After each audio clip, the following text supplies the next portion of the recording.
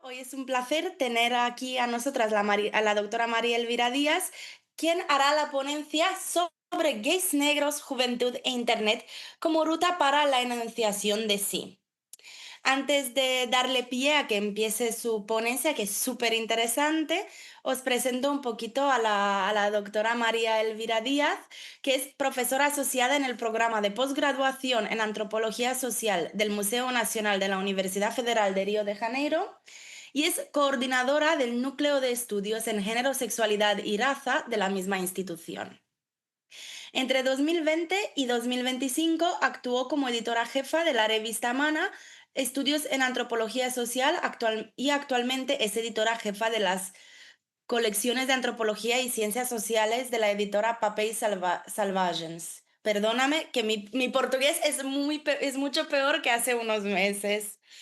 Tiene experiencia de investigación en antropología urbana, relaciones étnico-raciales, interseccionalidad, pornografía y humillación. Actualmente sostiene dos investigaciones, una sobre expresiones de racismo e imaginaciones de futuro entre personas negras y otra sobre ataques violentos con el uso de agentes químicos.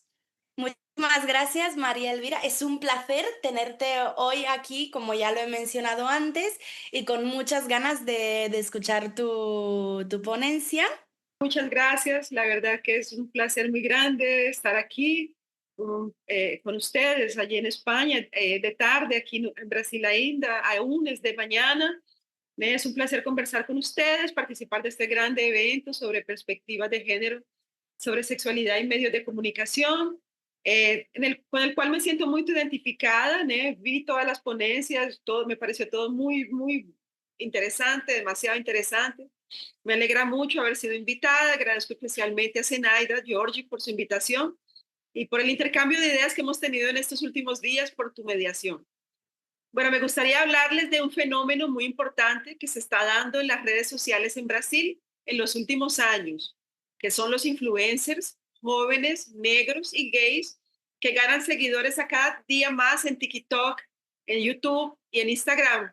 En Brasil se les llama de bichas pretas, o que traduciría a español de Colombia, que es mi país, maricas negros, o entonces gays negros, pero la palabra bicha no tiene exactamente una traducción exacta. No, gay no es una traducción exacta. Bicha es una palabra más coloquial y está siendo utilizada para especialmente jóvenes negros, perdón, para jóvenes homosexuales más afeminados. Ok, la clave reside en que esas bichas pretas, o sea, ya esas maricas negros, no sé si maricas existen en España, esa intersección entre ser gay y ser negro como factores en la construcción de la subjetividad que hoy se enuncia en las redes sociales es un tema que me intereso desde 2002, o sea, desde hace 23 años. De hecho, ese fue el tema de mi disertación, de mi tesis de maestría en antropología, que la defendí en 2005, mucho tiempo atrás, 20 años atrás. Desde el primer año de mi maestría, que fue 2003, he investigado los universos de hombres de negros homosexuales. Parte de mi investigación se realizó en Bogotá en 2002 y la otra parte en Río de Janeiro, y fue el producto de esta investigación lo que yo defendí en mi tesis de 2005. Hoy, 23 años después, gustaría de volver a hablar sobre ese mismo asunto, pero intentando abordarlo desde otras perspectivas. Hoy en día parto de la pregunta, ¿dónde están las bichas pretas? ¿Dónde están esos maricas negros hoy? Estoy diciendo eso por varios motivos, porque yo defendí mi disertación en 2005, no volví a hablar del asunto, mi tesis fue sobre pornografía, de allá para acá he trabajado humillación, ataques con ácidos, racismo, muchísimos otros temas, pero en 2002, cuando yo comencé con esta investigación, lo de las bichas pretas, lo de la intersección entre ser gay y ser negro, me interesaba profundamente, pero no era algo que viéramos. No era algo que tuviera un nombre, una cosa, no era un motivo de procura identitaria, ¿no? O era algo muy, muy en principios. Lo que quiero mostrar es cómo ha cambiado y que en estos 20 años que han transcurrido desde que yo sustenté mi tesis, esa categoría que hace 20 años no era tan importante identitariamente, hoy en día es extremadamente importante, especialmente por la diseminación de las redes sociales, que es un lugar muy grande de denunciación. En mi investigación de 2005, ¿ne? Que hice desde 2002, que se llamó Homosexuales Negros, un estudio sobre género, raza y sexualidad, que defendí aquí, estoy inclusive en mi oficina, en el Museo Nacional de la Universidad Federal de Río de Janeiro, abordé el tema de las jerarquías internas dentro de las comunidades homosexuales y los lugares asignados a los hombres negros afeminados, los negros pobres, negros y afeminados, etcétera. Me interesaba considerar las negociaciones de las etiquetas de sujeto construidas en diversas relaciones dependiendo de lugares, contextos y expectativas de la interacción, pero también de cuestiones estructurales como el racismo, el clasismo, la valorización de la masculinidad y los mitos de la virilidad negra. En mi trabajo de campo, aquel que hice aquí en Río de Janeiro, corroboré lo que un profesor, uno de los pocos profesores que hablaba sobre ese tema, el profesor Osmundo Piño, ya había afirmado en su investigación sobre las comunidades gays. Osmundo Piño decía que las comunidades homosexuales han producido un cierto estándar de blancura, de branquidad, de blancura, ¿no? Que por sí, que parecería se tornar una esencia del ser gay, ¿no? Al mismo tiempo funcionaba como un lugar de poder que es crucial para que las interacciones sexuales acontezcan y para gestionar el deseo en esos mundos. Bueno, trabajando en espacios sociales gays frecuentados por personas de las clases sociales más bajas, en el centro de un barrio popular aquí en Río de Janeiro llamado Madureira, en una discoteca llamada Side, que también queda en una región muy popular aquí en Río de Janeiro llamada Nueva Iguazú, y sobre todo en una discoteca que acabó de cerrar, existe desde la década de 80, acabó de cerrar, cerró poco en 2023, en el centro de Río de Janeiro llamada Buraco da Lacraia. Lacraia es el nombre que en Brasil, en portugués, reciben los 100 pies. El buraco es un hueco, entonces la discoteca era conocida como el hueco de 100 pies, sería la traducción. Era común que presenciaran en esa época discusiones críticas entre los jóvenes que frecuentaban el lugar sobre el elitismo, sobre la supremacía blanca de los mundos gay convencionales, cuya capacidad de consumo, refinamiento e ideales de belleza tenían el potencial de legitimar ciertas formas de ser y subyugar otras. Racismo era la palabra que a menudo ellos usaban para referirse y para describir cómo se sentían en esos universos inalcanzables o apenas alcanzables a través de relaciones de exotismo, en que ellos se sentían exotizados o en ocasiones que percibían como siendo inusuales, que sería el amor interracial. En Bogotá, la investigación no se centró en los ámbitos de la sociabilidad homosexual, sino en los universos de sociabilidad negra entre inmigrantes de la región del Pacífico colombiano, de donde yo provengo, o sea, entre las colonias urbanas de afrodescendientes en Bogotá. Yo partí de la visión de la masculinidad negra con la cual yo crecí, aquella que permitía afirmaciones como una persona negra no puede ser gay, un hombre negro no puede ser gay, embutiendo la racialización negra con una heterosexualidad que sería obligatoria. En esta red de conterráneos, ¿no? Negros en una ciudad blanca mestiza que es Bogotá, un grupo de jóvenes negros, gays, todos afeminados y algunas travestis, eran ampliamente reconocidos, respetados y por muchos de sus conterráneos queridos. Entre chistes y prejuicios, acercamientos controlados y un sinfín de otros hombres negros con comportamientos machistas, esos hombres gays afeminados que yo acompañaba expresaban abiertamente su homosexualidad, sin ocultar gestos ni reprimir sus cuerpos que jugaban con el género, ¿no? Hacían brincaderas, como decimos en portugués, de género. ¿Cómo lo lograban? Yo me preguntaba en esa época. ¿Cómo conseguían negociar su aceptación en un universo que es tradicionalmente machista? y que piensa que hombres negros no pueden ser gays. Descubrí que para ellos era obligatorio respetarse a sí mismos, que era una expresión nativa, no una expresión émica. O sea, controlar las expresiones físicas de afecto con sus novios, con sus enamorados en público, cuando estaban en medio a los otros migrantes. Ser identificados como travestis, pero travestis respetables, o sea, mantenerse alejados de la prostitución. Pero sobre todo, y lo más importante, era que esos chicos, a través de su trabajo con la belleza, con las artes, eran danzarinos, eran peluqueros, eran artesanos, profesores de modelaje, de pasarela, bailarinos, cantantes de música tradicional negra. Ellos celebraban la cultura negra y eran vistos como activistas culturales en un contexto de búsqueda de inclusión social. ¿Puedes colocar, por favor, Zenaida, el primer slide? En este primer slide que Zenaida les está pasando, vemos a Misael, a Hanner y a Jorge, que fueron tres de mis principales interlocutores de esa investigación en Bogotá. Misael era el único transformista.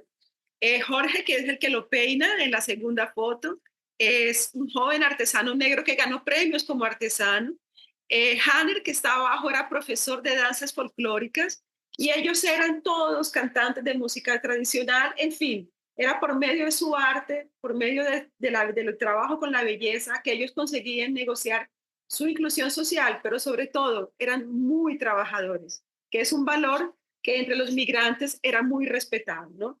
Estamos hablando de una ciudad blanca con migrantes negros y trabajar, ser digno, ser respetado, ser respetuoso era el primer valor y era por medio de ese gran valor que ellos conseguían negociar la homosexualidad, que de hecho no es una cosa muy bien vista para nada, es en regiones más rurales sobre todo. En el momento de realizar esa investigación que llevé a cabo entre 2001 y 2002 en Colombia, yo solamente conocía la investigación del sociólogo Fernando Urrea, que es un profesor de Cali, sobre un tema similar. Y en Brasil, ese era un asunto principal de los temas de investigación del profesor Osmundo Piño, que ya mencioné, de una profesora llamada Laura Moutinho, que tenía un proyecto que desarrollaba en 2002 sobre afectos interraciales entre hombres, negros y blancos, aquí en Río de Janeiro. También fue un tema explorado por un antropólogo llamado Luis Felipe Ríos, que defendió su tesis sobre jóvenes homosexuales negros y su relación con las religiones de matriz africana, en Brasil, especialmente el candomblé. Con el tiempo, muchos otros investigadores se interesaron en estudiar la vida de los jóvenes negros homosexuales. En Colombia, posteriormente, el antropólogo Franklin Hill se dedicó a ese tema en su doctorado. A mediados de 2000, 2006, 2007, la antropóloga Silvia Guión, aquí en Brasil, también lo abordó a partir de favelas en Río de Janeiro, y la antropóloga Isadora Liz Franza lo hizo durante algunos años pensando sociabilidad de jóvenes de las periferias de Sao Paulo.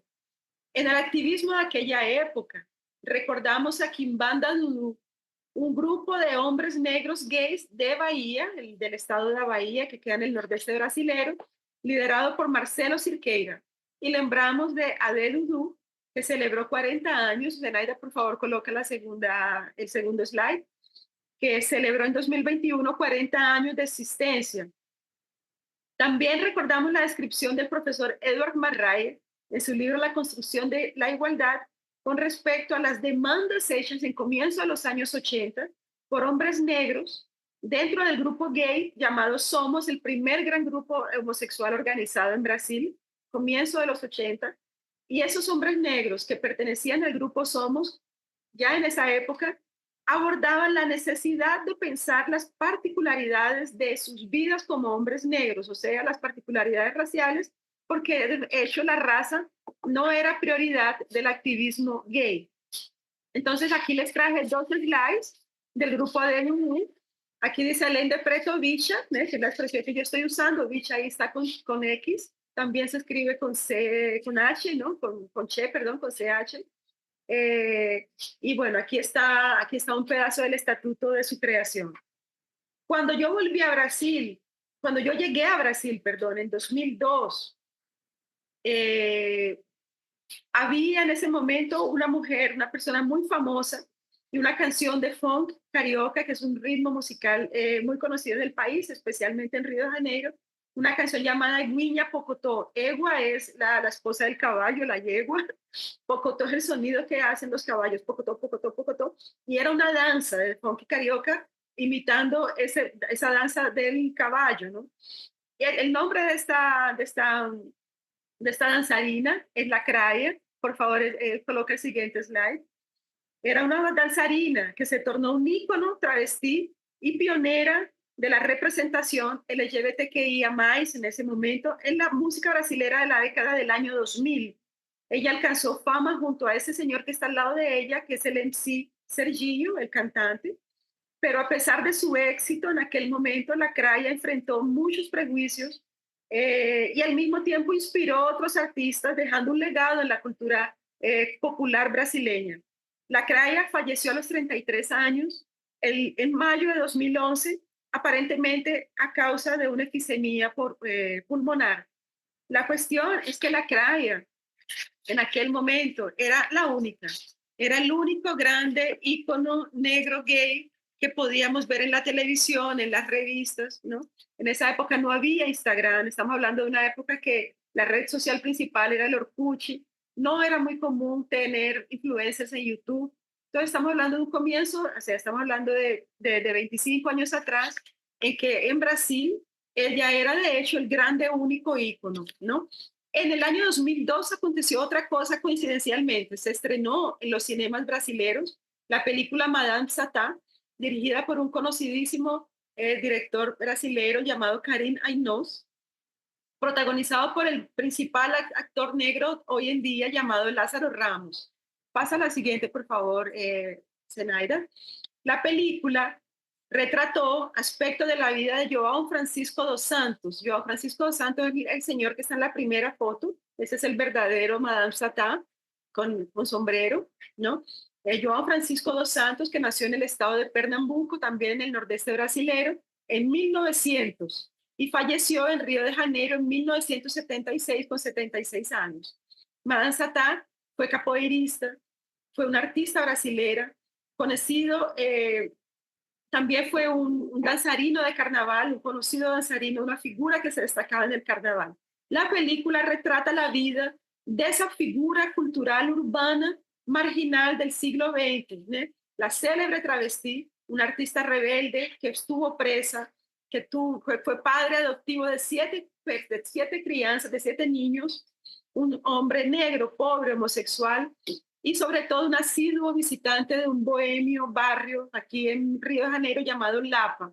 La película retrata justamente sus primeros años de vida cuando él estuvo en el carnaval, pero también las brigas que tuvo con la policía, él fue preso y por ahí va, ¿no? La película entonces incluye una nota personal extraída de la descripción de la vida de ese bailarín del carnaval de Río de Janeiro. La segunda imagen que les muestro es de la primera película que se hizo sobre Madame Satã, que se llamó A Rainha Diaba, o sea, la Reina Diabla.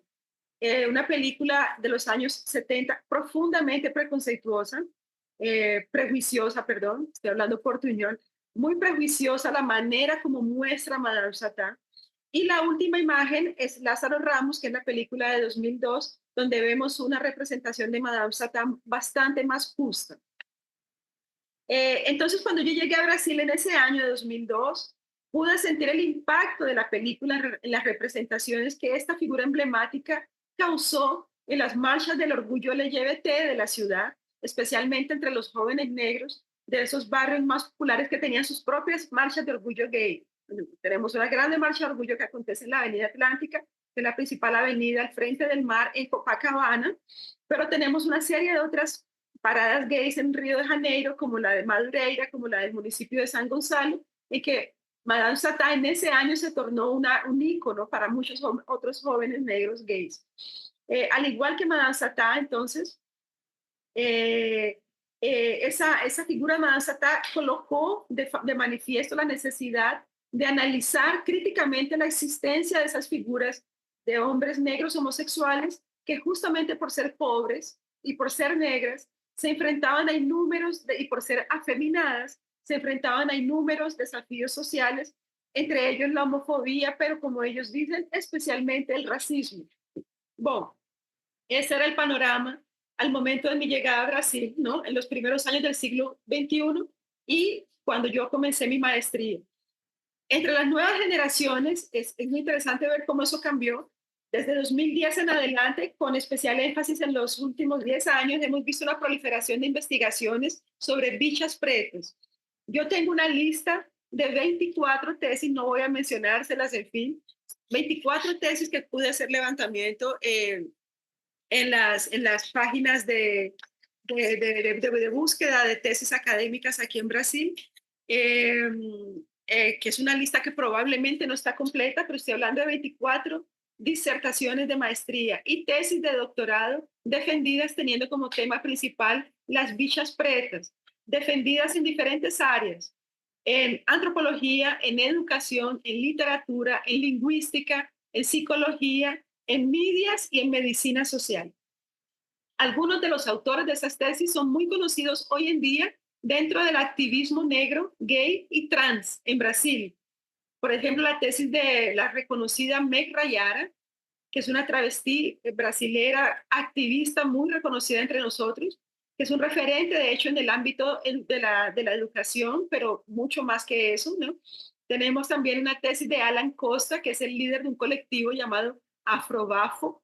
Bafo es una expresión que en Brasil significa causar conmoción, causar, ¿no? Dar una impresión, ¿no? Un bafo, ¿no? Es un colectivo Afrobafo formado por jóvenes negros LGBTQIA+, que utilizan el arte como estrategia de movilización social y sobrevivencia, como ellos mismos afirman en la página de su site. También es activista, ¿no? Alan Costa, de otro movimiento muy importante aquí en Brasil llamado Young Black Lives Matter, ¿no? Jóvenes las vidas de jóvenes negros importan, que destaca, vino de la mano del gran movimiento Vidas Negras Importan del mundo, que a partir del fallecimiento, del asesinato de George Floyd, se tomó las calles también en Brasil, porque aquí también tenemos grandes situaciones de abuso policial, especialmente contra poblaciones negras de favela y periferia, como ustedes pudieron acompañar las noticias del martes de la semana pasada. En toda la investigación, eh, esas investigaciones que estoy mencionando, ¿no? La de Meg Rayara, la de Alan Costa, ellas cuestionan el racismo, cuestionan la homofobia en el ámbito escolar. Otras de esas 24 tesis analizan el cuerpo de los hombres negros homosexuales como un espacio de lucha contra la heteronormatividad y contra el racismo.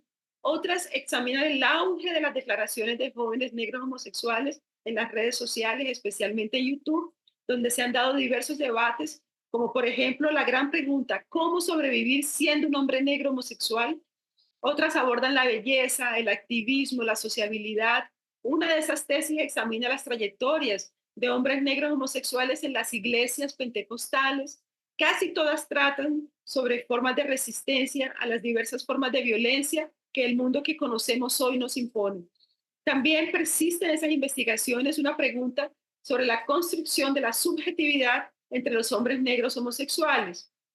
Entonces, si bien cuando yo escribí mi tesis de doctorado, ¿no? En 2003 y 2005, en esa época no hacíamos referencia a la noción de interseccionalidad, que es una cuestión que se tornó más popular en los últimos años, a pesar de que nuestro trabajo fuera profundamente interseccional, tampoco hablábamos en esa época de feminismo negro.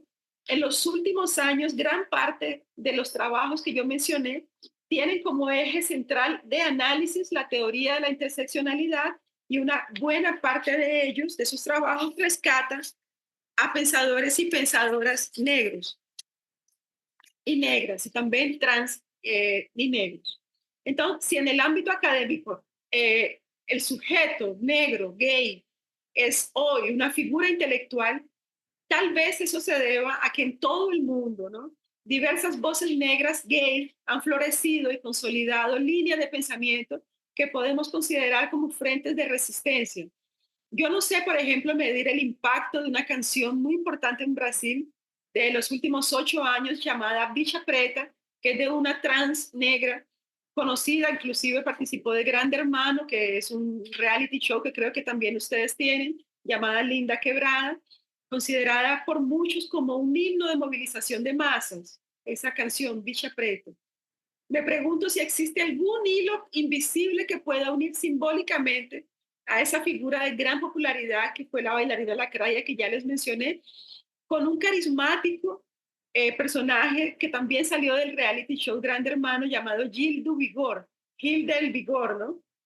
Que fue participante en 2021 y que hoy en día es presentador de televisión y una figura, un grande influencer digital, economista, un grande pensador, de hecho, ¿no? Que tiene 14 millones de seguidores en Instagram.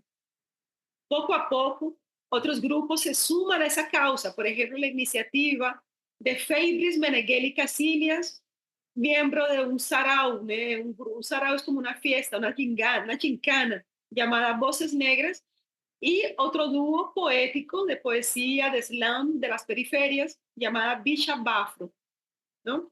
Quienes se presentan como personas negras, afeminadas, marginadas, queer y trans en ascenso social, docentes y traductoras. Esa es su forma de presentarse. También tenemos las afrodichas, ¿no? Que son un colectivo de personas negras, ellas se presentan así. Colectivo de personas negras queer en diálogo sobre nuestra negritud, sexualidad, identidad de género y diversas otras expresiones. En esa red social, en el Instagram, las acciones se multiplican. Tenemos muchos arrobas, arroba bicha.preta, que se presenta así. ¿Cuáles son las posibilidades de reconstruir las trayectorias de los hombres negros gays? ¿Cuáles son nuestras referencias? El Bicha Preta es otro, arroba Bicha Preta sin el punto en la mitad. Se anuncia así, libérate, sea cual sea tu camino. No le debemos nada a nadie por quien somos. Y eso es fabuloso. En YouTube, por su vez, por favor, Zenaida, pasa a la siguiente. Encontramos un episodio llamado Gays Negros y Masculinidad, de un programa que se llama hashtag Hombre Negro y tiene hasta hoy 26,000 visualizaciones desde su estreno en 2018. Esos chicos que ustedes ven ahí participaron de ese capítulo. Este capítulo fue muy representativo porque reunió 12 personas influentes, ¿no? Para abordar ese tema en cuestión.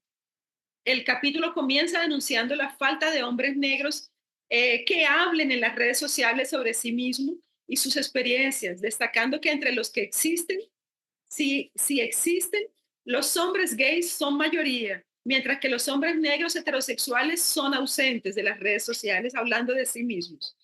Ese hecho por sí solo me parece muy interesante, ¿no? ¿Por qué los hombres gays negros buscan tantos espacios para expresarse? Rápidamente ellos responden que se debe a la incomodidad, porque es desde la incomodidad con las normas a las que ellos no pertenecen que surge la necesidad de levantar su voz.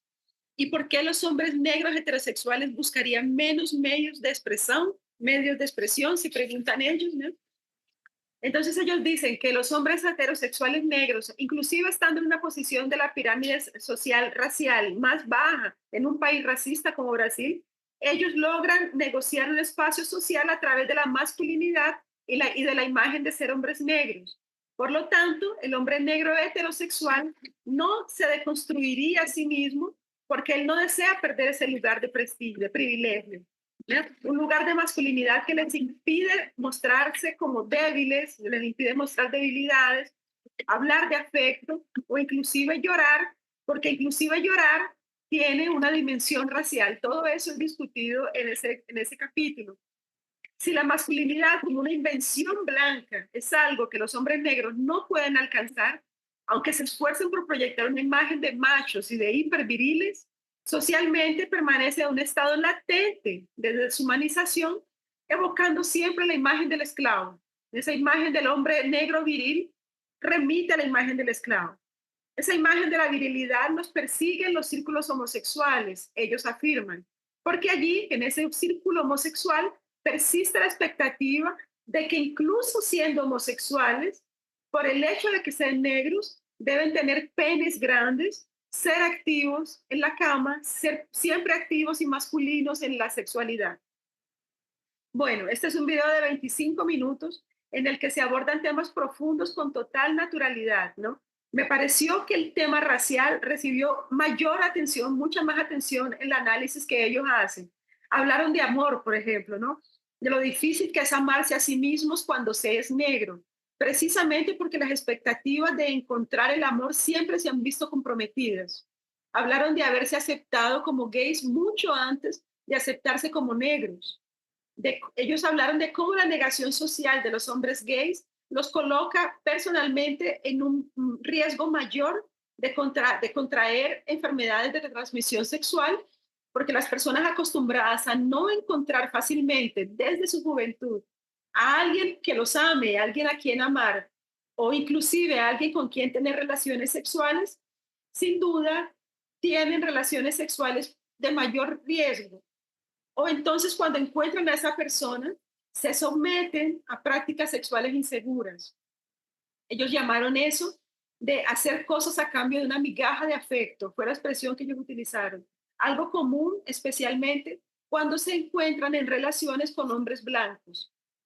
Esto forma parte de aquellos que ellos llaman de la soledad del hombre negro gay. Pasa a la siguiente, por favor, Zenaida.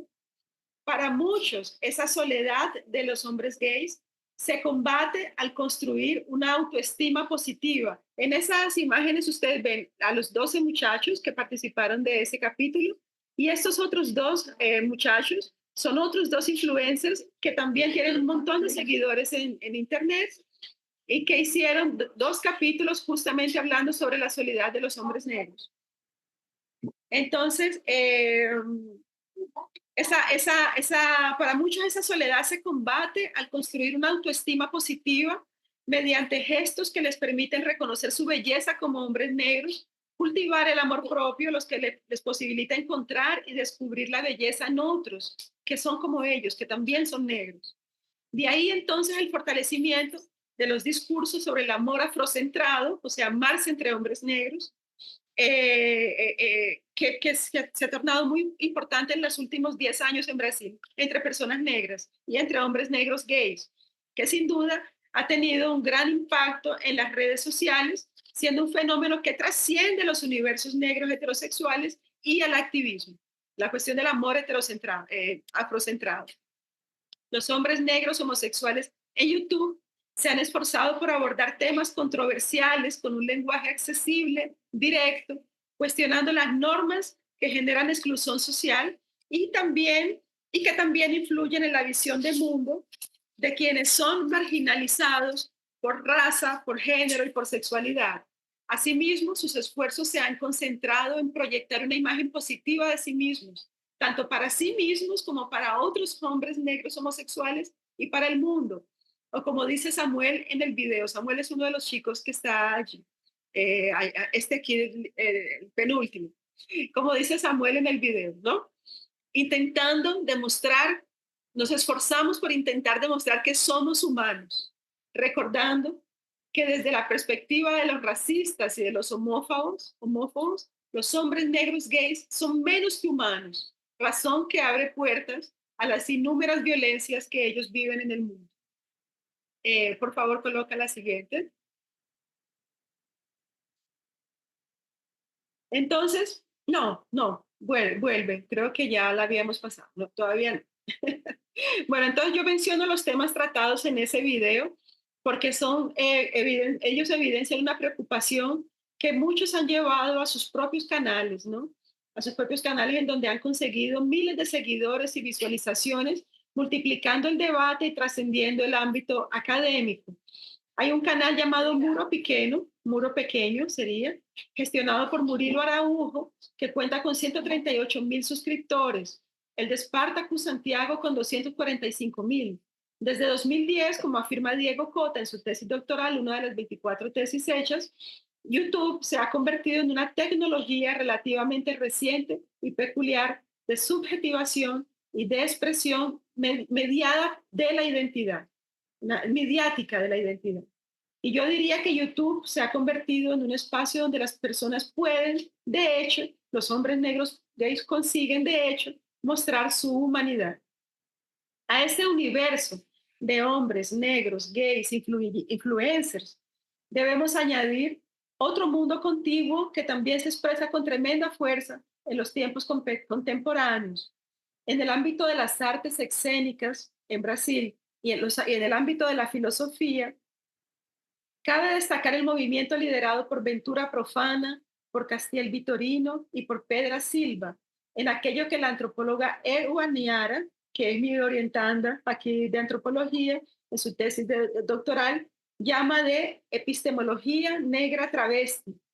Esta epistemología, que es también una técnica existencial, toma el arte, la espiritualidad y la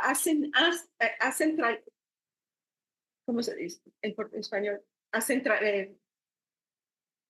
ancestralidad. Perdón, portuñol es cosa seria. Y la ancestralidad como formas, como armas en la lucha por la vida. Ella coincide con las pensadoras trans negras Jota Mombasa y Abigail Campos Leal, dos filósofas importantes del universo negro, gay de Brasil, al considerar sus formas de expresión como una respuesta al trauma colonial, a las heridas infligidas por un mundo que les ofrece racismo, sexismo, homofobia, transfobia, cis heteronormatividad. Esa epistemología negra travesti representa para ellas una forma de trascendencia, un camino hacia la sanación, o como afirma Castiel Vitorino brasilero, que es una de esas representantes de ese movimiento travesti, de epistemología negra travesti, una filósofa y artista negra, es una invitación a abandonar el mapa colonial. Hay un slide con un poema, Zenaida, yo no sé si lo estás consiguiendo poner, que es un poema de esa antropóloga Eva Niara, que dice así. No sé si está después o antes de ese slide, porque yo veo una pantalla blanca, no Hola, sé si... perdona, estaba intentando arreglarlo, no sé por qué no se ve correctamente el No PDF. importa, yo la leo, no importa, no nos preocupemos por eso. Entonces yo voy a leer el poema. Dice así, Vale. durante este viaje surgen muchas preguntas. ¿Qué me llevo de mí misma? ¿La sociogénesis de mi existencia? ¿En qué grieta busco refugio? ¿Hay mapas de esa localización? ¿Cómo atracar en ese lugar, atracar de atracar un barco que atraca, ¿no? ¿Cómo atracar en ese lugar? ¿Qué rutas de escape he encontrado hasta ahora? ¿Qué es necesario para que un modo de existencia sea ontológicamente posible? ¿Es posible recuperar aquello que me robaron? ¿Estoy preparada para recibir de vuelta lo que me pertenece, aquello que ha sido mancillado? ¿Acaso quiero recuperar de nuevo lo que se rompió? ¿Cómo se encuentran las entradas y las salidas de esos lugares desconocidos? ¿Cómo puedo atravesar el caos? Y ella utiliza una expresión muy interesante. Aquí en Brasil, peyorativamente, a las travestis se les llama de travecas, ¿no? Entonces ella dice, ¿cómo puedo atravesar el caos? Pero la verdadera expresión es atravecar el caos, ¿no? ¿Cómo atravesar el caos siendo una travesti? Que es un verbo que inventaron justamente en esa epistemología, que es la de atravecar. Bueno, podemos poner la siguiente fotografía entonces, que es la de Baniara, justamente. Yo no voy a poder, ¿no? Por el tiempo de mi conversa aquí, a profundizar más en los fundamentos de la epistemología negra travesti. Pero por ahora quiero enfatizar que lo que les parece fundamental a estas pensadoras es la celebración de la vida. Por lo tanto, arte y espiritualidad existen en una completa conexión. Ellas son hijas de santo, como decimos aquí en Brasil. Todas son iniciadas en alguna religión de matriz africana, candomblé, umbanda especialmente, pero también en cultos de matriz bantú. Siguen, ¿no? Creen en los orishas, son iniciadas en la religión de los orishas. En fin, de ahí la cuestión de la ancestralidad, ¿no? Ancestralidad, como esa importancia tan importante, tan grande que se les da a los orishas como los santos que son ancestrales negros, como a los propios ancestrales propios, ¿no? Abuelos, bisabuelos, todas las personas, y dentro de las personas negras en Brasil eso es muy importante, porque se cree que es justamente, y se piensa así, que es justamente de la mano de esa ancestralidad que fue posible combatir la esclavitud y que es posible hasta hoy la sobrevivencia. Entonces, espiritualidad, arte ancestralidad vienen en completa conexión. La creación para ellas en sí misma es un producto de sus almas. Y ellas dicen que el arte es encantamiento y es fascinación. Y el arte, entonces, siendo encantamiento y fascinación, no sería más que la manipulación vital que existe en toda la materia de este planeta, porque todo tiene vida, todo tiene movimiento, como nos enseña Castiel Vitorino Brasilera, una de las filósofas de este movimiento. El arte es vida, la vida es ritual y el ritual es una insistencia en permanecer. Ahora mismo aquí en Río de Janeiro hay una gran exposición de la obra de Castiel Vitorino Brasilero. Son poemas, son performances, son pinturas, son libros escritos por ellas. Es un movimiento muy bonito, muy empujante hoy en día. En una de sus intervenciones de Castiel Vitorino, organizado en la Pinacoteca de Sao Paulo, la artista afirma que sus obras y estudios hacen nacen, de su insatisfacción, de su deseo de encontrar otros sistemas lingüísticos que le permitan comunicar su complejidad vital, una experiencia comunitaria que emana de un linaje ancestral y afrobantú, nuevos lenguajes que englobarían nuevos objetivos en la vida, o sea, la construcción de una prosperidad que no derive del poder del capital, la construcción de una libertad que no provenga de la ascensión social, de la ascensión de clase. Eso es muy importante porque siempre cuando pensamos cómo prosperar, imaginamos que ascendiendo socialmente. Ellas dicen, la ascensión de clase no es la única forma exclusiva de pensar la prosperidad, inclusive esa prosperidad no nos interesa. No hay prosperidad total, sí prosperidad espiritual, ¿no? Y es esa trascendencia, esa inmanencia en la vida lo que importa y lo que ellas consideran realmente prosperidad. Yo recuerdo mucho cuando Eva Niara, que ustedes están viendo en la foto, me contactó en 2022 para pedirme que fuera su supervisora de tesis, su orientadora de tesis, y me contó que ella es graduada en el pregrado de modas, de diseño de modas, me contó que ella había decidido por la antropología, ingresado en la antropología con la intención de estudiar los homicidios contra contra la población trans y travestí en Ceará, que es un estado también del nordeste brasilero de donde ella viene, que son inúmeros, son numerosísimos, son frecuentes. Y no sé si ustedes tuvieron noticia en España, espero que no, de un asesinato muy sensacional que hubo en 2017 de una travesti llamada Dandara, sensacional porque fue filmado por sus propios asesinos, fue subida esas imágenes a YouTube y ella fue apedreada hasta la muerte. Fue un crimen, claro, que por el hecho de haber sido divulgado, ¿no? Las redes sociales también para eso sirven.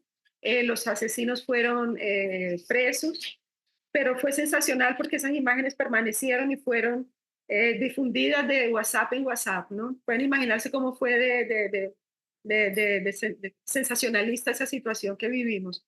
Entonces, Dandara también es de Ceará y es un estado donde de hecho durante unos 5 años era el mayor estado con índices de asesinatos a personas trans en Brasil, sobre todo trans femeninas. Eva Niara es de allá y muchos asesinatos no tan fenomenales en cuanto sensacionales y mediáticos como el de Dandara, pero son muchos, ¿no? Los que acontecieron de manera también atroz y brutal. Pero Eva me dice que después se dio cuenta de que ella no quería regresar investigando sobre homicidios una y otra vez a ese lugar de la flagelación, ¿no? A esa escena de la subyección negra, como diría Saidilla Hartman, porque eso sería una experiencia extremadamente terrible para ella, ¿no? Eh, Ella se pregunta, Eva, ¿cómo creer en la vida cuando no podemos ver la vida? Ella me decía, profesora, ¿cómo puedo ver la vida si solo estudio la muerte, ¿no? ¿Cómo puedo, como una joven negra travesti, creer que voy a sobrevivir si solo investigo y solo veo mujeres negras trans muriendo, ¿no? Entonces, en su caso, la respuesta a cómo creer en la vida fue su terreiro, que es un espacio religioso de matriz africana, como en los templos afrorreligiosos, eh, donde la vida para las personas negras, gays y trans es algo que es real, que es posible, que es grandioso, ¿no? Y es esa espiritualidad plasmada en las artes, aquella que costura, ¿no? Que teje territorios de escape y de sanación de esas viejas feridas desde la colonia que tanto estrago hizo en las personas negras. Entonces ellas son conscientes de que el mundo es nuestro trauma, que es una expresión también de ese movimiento epistemológico. El mundo como nuestro trauma, que es una expresión de la filósofa Yota Mombasa. Y la única salida que existe es negarse a permitir que ese trauma asegure también el fin, que el trauma sea el único fin de esas existencias. Zenaida, ¿puedes pasar la siguiente, por favor? En esta imagen les muestro a Aventura Profana, una de las miembros de ese universo de epistemología negra travesti. Es una performer, es una cantante, una danzarina, y ella pueden buscar en YouTube esa canción, Eu no vou morrer, dice yo no voy a morir, no voy a morir, ¿no? Que es como un enunciado grande, no voy a morir. En esa canción Ventura Profana dice, nuestros cuerpos nunca han abandonado la cruz. Siento los clavos en mis manos, siento la humillación ante el pueblo, la culpa sobre nuestros hombros, y no faltan los que nos quieren azotar cada día eligen a Barrabás. Madre, no los perdones, porque ellos saben lo que hacen. En esta apuesta por la vida, la misma Ventura Profana nos dice, no voy a morir, no moriré y no morir en nuestra profecía. Entonces esa idea de que no vamos a morir, vamos a resistir y eso es lo que les vamos a dar, vida. Eso es muy bonito y es muy potente en ese universo de luchas y de resistencias negras, trans y gays. Bueno, a todos esos actores sociales que yo les vengo nombrando, debemos añadir otras, ¿no? El impacto de figuras como la que ya mencioné, ¿no? La cantora trans Linda Quebrada. No sé si ustedes conocen en España a una cantante brasilera trans muy importante que ha ganado hasta varios premios Grammys, llamada Lineker. Tenemos también otra cantante negra muy importante en Brasil llamada Mayur. Destacadas cantantes de soul music, ¿no? De funk, de músicas negras a nivel internacional también. También debemos adicionar iniciativas, presta la siguiente, Zenaida, por favor, como la fiesta Batecu. Aquí vemos una imagen de la fiesta Batecu. Esa fiesta eh, es muy importante, especialmente en Río de Janeiro y en Sao Paulo. Cada vez que la Batecu acontece, estamos hablando de galpones que reúnen en una noche 3 millones de personas, ¿no?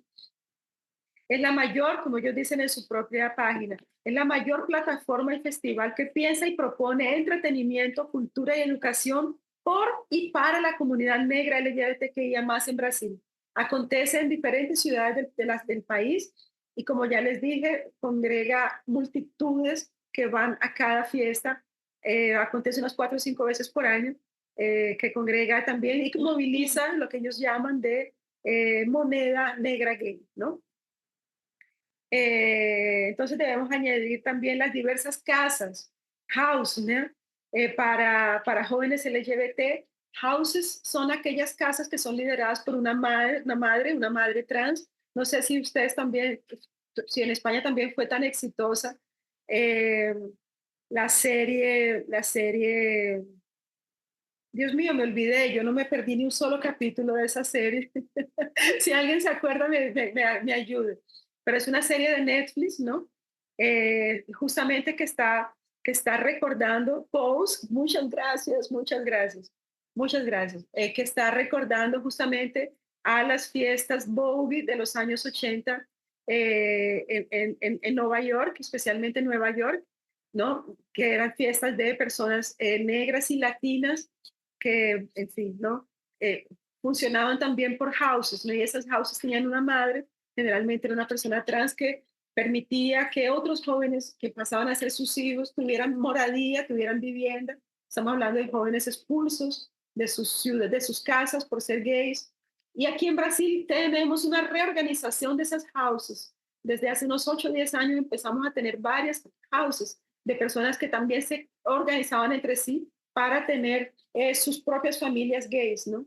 Y eso es muy bonito de ver porque aquí en Brasil tenemos otras formas de organización de refugios negros, algunas justo financiadas por el Estado, casas que de hecho reciben personas negras en situación calle, ¿no? Moradores de la calle, por ejemplo, personas expulsas, pero también tenemos esas iniciativas personales de personas que crean sus propias houses. Bueno, entonces a eso también tenemos, a todo ese movimiento tenemos que unirle el crecimiento de las houses en Brasil, ¿no? Una serie de televisión llamada You Are the Best for Me, tú eres o mejor para mí, no sé si está en el siguiente, no sé si está en el siguiente slide, no sé, concebida y protagonizada por Víctor Marinho, su objetivo es expandir las narrativas LGBT y aumentar la representación de personas negras en producciones audiovisuales. Bueno, voy aproximándome del final y no podemos dejar de mencionar el impacto de programas extranjeros como RuPaul Drag Race, claro, Pose, ya estaba aquí escrito, no me acordaba que lo había escrito, personajes que son dramatúrgicamente espectaculares, como es el caso de Eric de Sex Education. No sé si ustedes vieron Sex Education también a Netflix, pero ese personaje, Eric, es muy importante también el impacto que él ha tenido en nuestra población joven aquí en Brasil. Lo sé porque muchas veces fue hablado sobre él en Instagram, en las páginas personales, en fin. Instagram y TikTok, y Eric vino a Brasil, lo estuvo por aquí, dio entrevistas, fue un éxito, fue una revolución la visita de Eric al Brasil. Instagram y TikTok son plataformas que también entonces han dado visibilidad, expresión y ascensión social a los jóvenes negros homosexuales, aquellos a los cuales yo sigo, que también eran, importante decir, muy pobres, eran jóvenes que vivían en la pobreza. Ejemplo de ellos son, vamos a pasar a la siguiente, por favor, Zenaida, son estos jóvenes, Anderson Cobra y los gemelos Fecha Sound. Eh,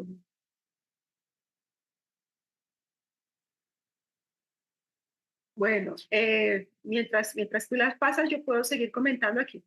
Eh, la siguiente, entonces, esta ya pasó. Es la primera fotografía. Esos son los gemelos Fecha Sound, Kaique y Kawá. Y Anderson, perdón. Eh, yo puse los arroba de ellos, porque si ustedes los quieren seguir en Instagram sería genial, ¿no? Así más seguidores para ellos. Kaique y Kawhi eran más jóvenes cuando comenzaron, hoy en día ya son rapaces, chicos de unos 18 años. Anderson se presenta como su padre, pero yo creo que es un primo, un hermano mayor, en fin, ¿no? Un primo, una persona, una figura paterna para ellos, pero ellos son de la misma familia, son danzarinos, son comediantes, son humoristas, hacen un montón de danzas y de canciones que ellos inventan, hablan de política, se burlan de todo, son muy divertidos, ¿no? Los que ustedes ven al lado, también se volvió ahí la luz, también se hicieron famosos, eh, como las gays de la obra, son chicos que trabajan en la construcción de casas y ellos comenzaron a desfilar con ladrillos, desfiles de moda, con plásticos, con todos los instrumentos de la construcción de casas, ¿no? Construcción civil, haciendo poses, jugando, trabajando con la arena, con el cemento, y se hicieron muy importantes en un momento. Hoy en día no están tan famosos como cuando comenzaron, pero es muy importante que justamente hablan de la pobreza, hablan del trabajo y hablan desde lo que es ser jóvenes gays, ¿no? Trabajando en la construcción civil, que es un trabajo de virilidad y un trabajo destinado a hombres heterosexuales la mayor parte de las veces. Ellos son Beto Martínez, Murilo Lohan y Viti. Son tres modelos, pero también son humoristas, todos son humoristas, son cabeleireiros, peluqueros, ¿no? Estilistas de moda.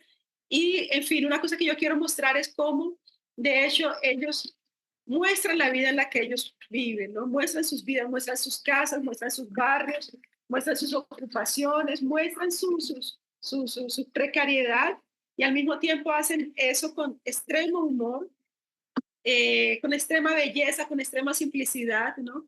Y ellos han ido acaparando a cada más seguidores y financiadores también, ¿no? Han podido viajar por el mundo, han podido recorrerlo, han podido tornarse una voz importante para otros jóvenes negros y no apenas, también para negros gays y no apenas, también para hablar de negritud, hablar de racismo, hablar de exclusión social, pero también hablar de la simplicidad de la vida, de la fiesta, del amor, ¿no? Entonces tienen una forma de expresarse que encanta a millones y millones de personas. Síguela, por favor, la siguiente, Zenaida. Esta es Sacha, uno de mis personajes favoritos de las redes sociales.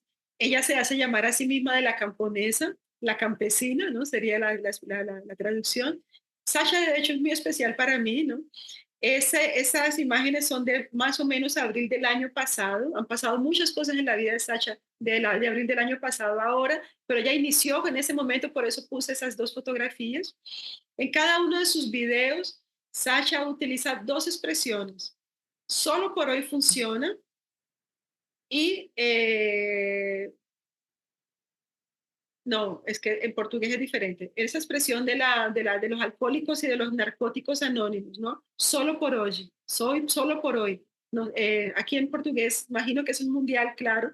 Entonces allí solo por hoy funciona. Solo por hoy funciona, ¿no? Y termina sus intervenciones hablando, sus videitos diciendo eso y mandando un beso para aquellos que están penando. Aquellos que están penando son aquellos que están pasando por una pena en el presidio, aquellos que están presos. Ella estuvo presa durante 7 años.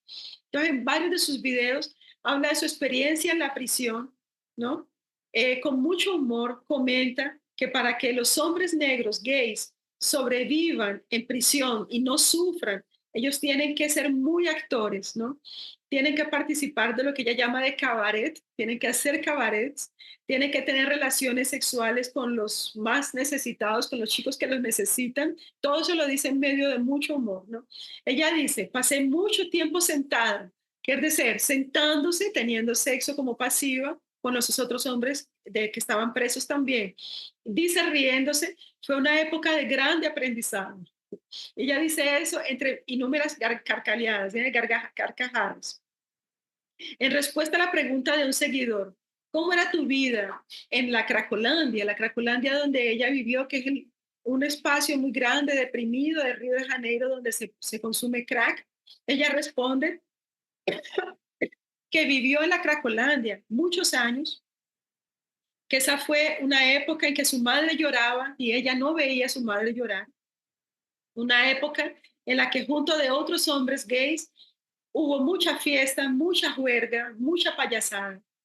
Sus comentarios son llenos de humor sobre temas profundos de la vida, evocando momentos, aquel tipo de momentos en que miramos para atrás y percibimos que nuestro pasado es algo tan ruin que solo podemos reírnos de eso, ¿no? Como si la risa misma y la construcción de los recuerdos dentro de los marcos de la alegría y del júbilo fueran las únicas respuestas posibles para la vida presente y para la imaginación de un futuro. En una de sus últimas publicaciones, la campesina, la camponesa, promete que nos sorprenderá y que volverá renovada gracias a algunas colaboraciones que ha ido consolidando. Y ella vuelve a afirmar, solo por hoy funciona. Un beso para aquellos que están penando, ¿no?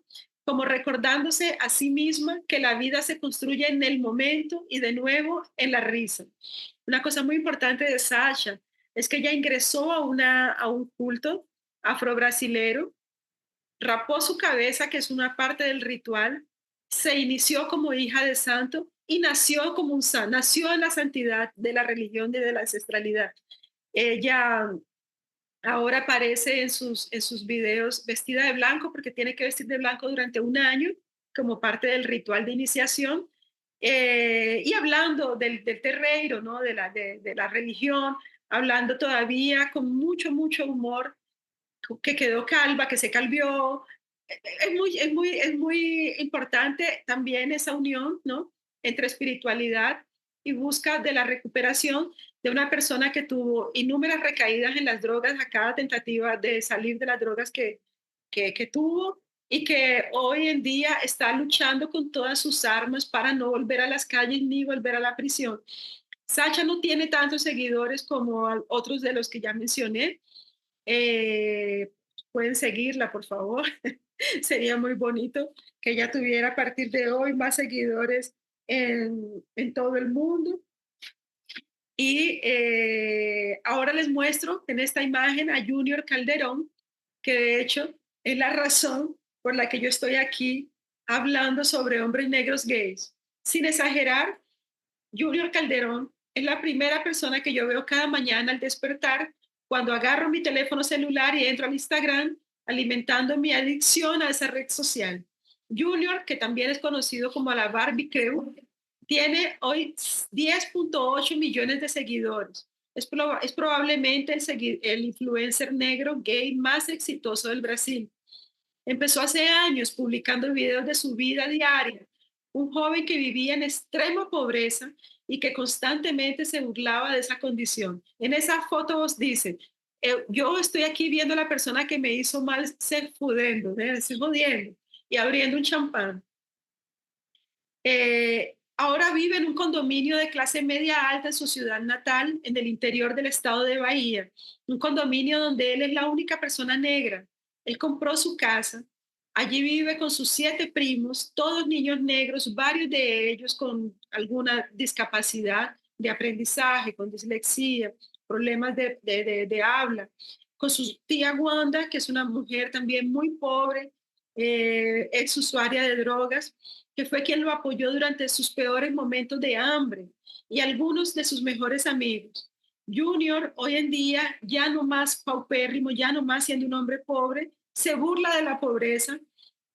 El saludo que él da todos los días es, hola pobres, es la forma como él se presenta, hola pobres, vengo a contarles tal cosa, llamándonos a todos de pobres y fingiendo tener una vida de lujos, mientras que al mismo tiempo nos recuerda siempre, con risas, las penurias que supone la vida de una persona paupérrima como él fue.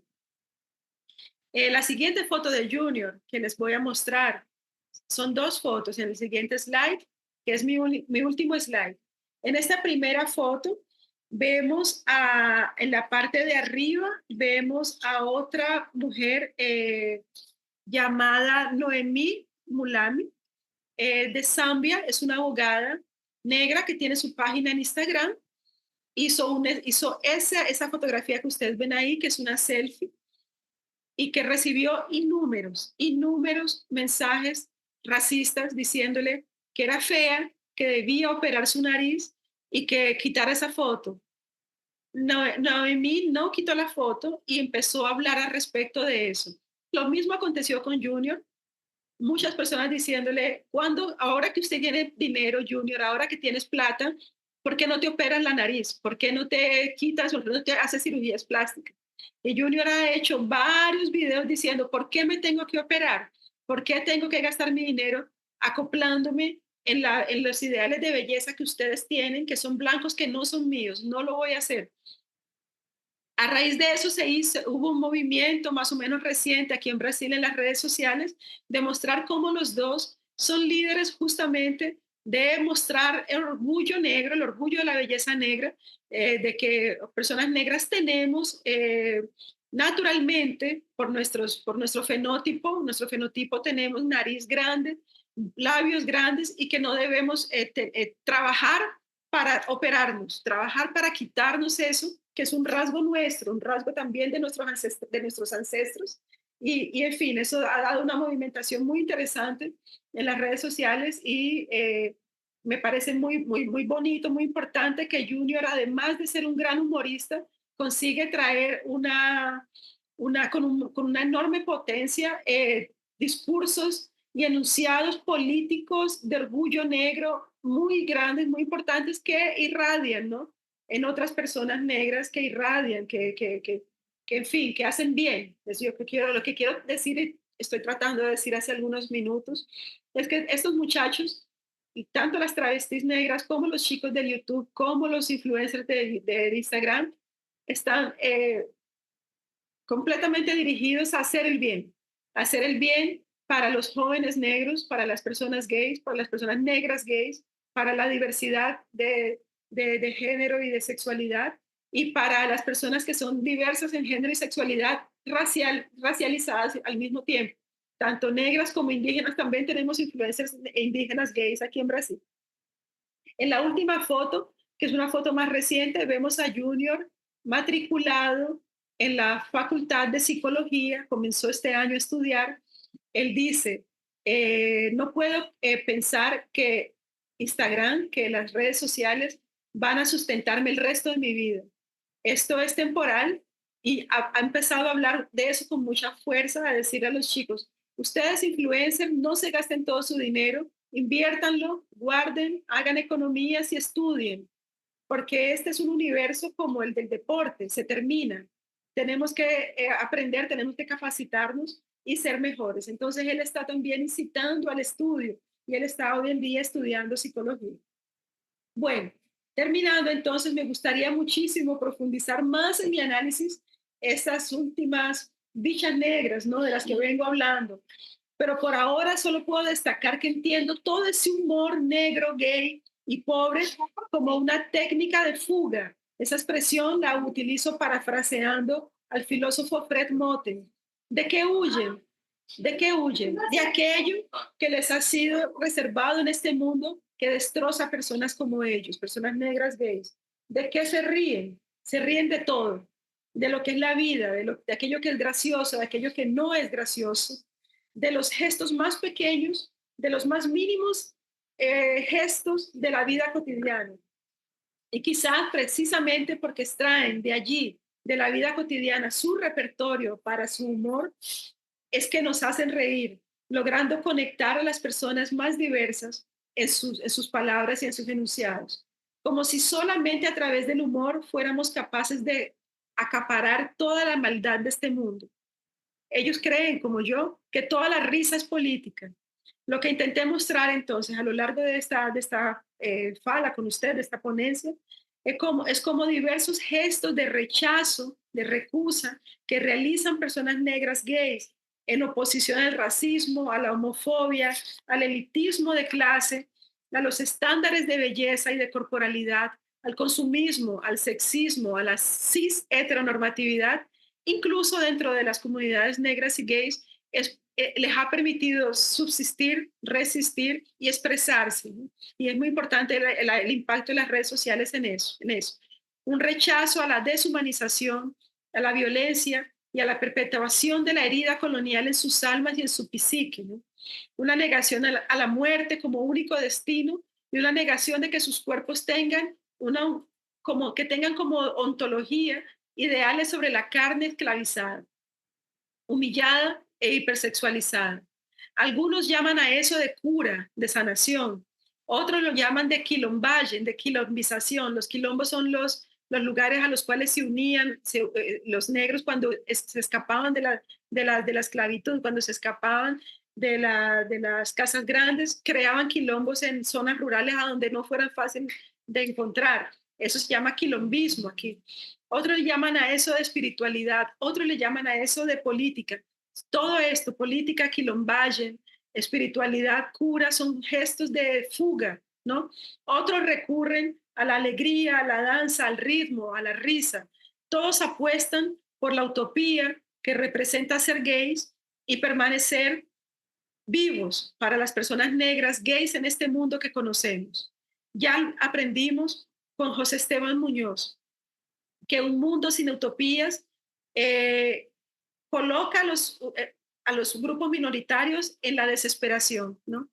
Y esa utopía es capaz de imaginar otro tiempo, tiempos gays, tiempos queer, como dice José Esteban Muñoz, que al imaginar un futuro diferente no monopolizan la imaginación política, o tiempos negros, capaces de radicalizar y de crear otras ontologías para las personas negras en el mundo. Muchas gracias. Muchísimas gracias, María Elvira, por esta maravillosa presentación. Ha sido fascinante escucharte.